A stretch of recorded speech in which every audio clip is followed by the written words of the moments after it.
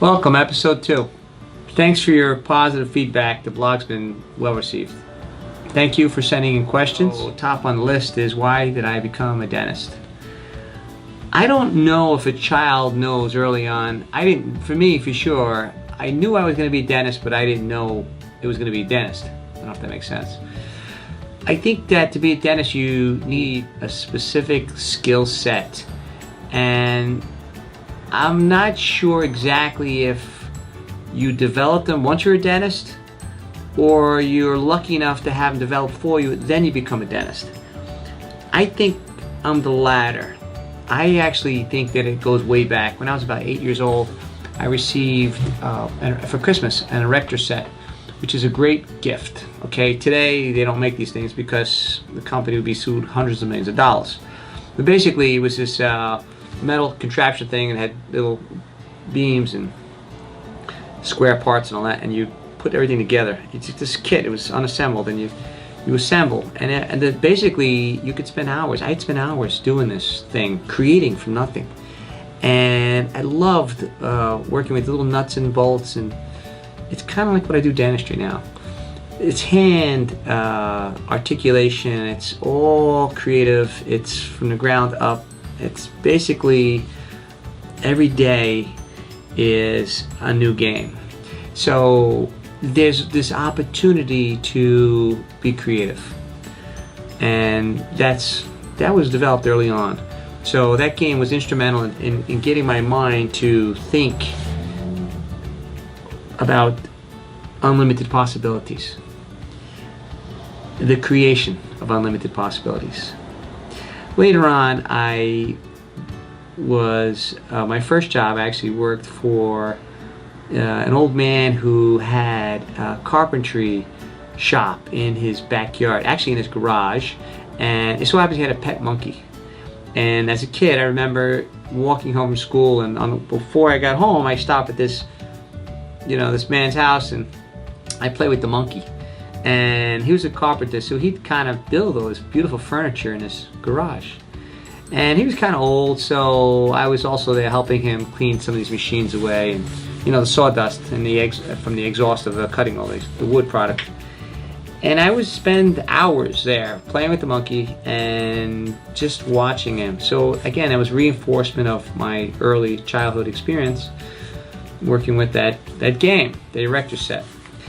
Later on in life, I also I had a different experience, which created a different skill set, and that was working with people directly.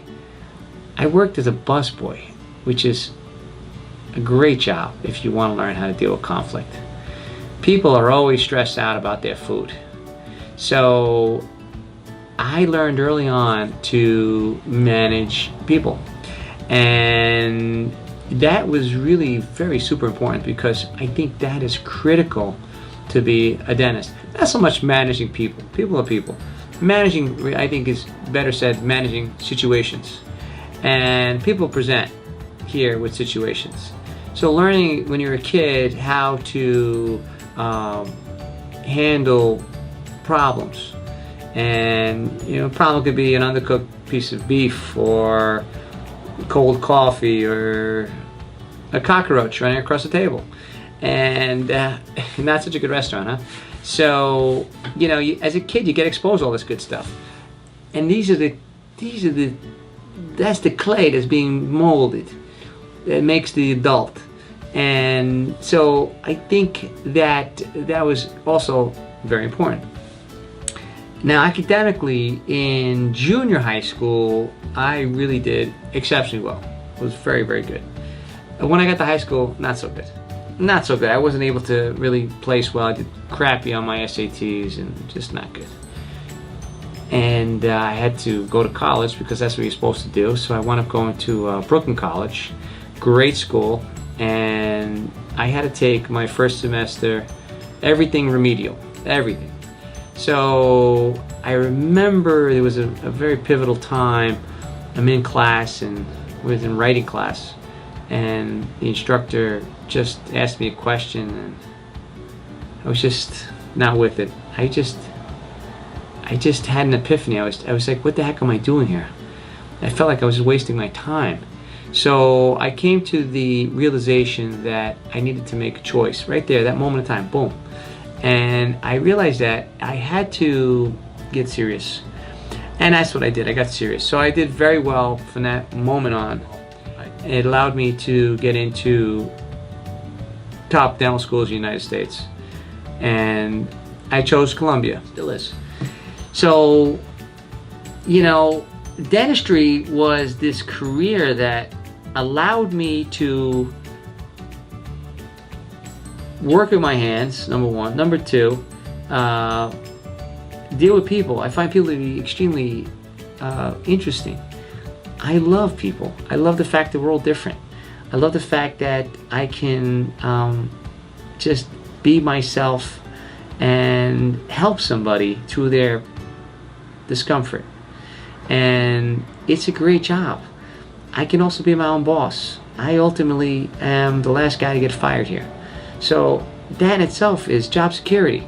So I think, you know, between the mechanical aspect, the creativity aspect of creating smiles and fixing things and helping people through their pain and discomfort and through, you know, all these things that I've been exposed to as a kid, really good. So I was born to be a dentist. I was made to be a dentist. Someone higher up was crafting me in my early years, my formative years. This is what I'm supposed to do.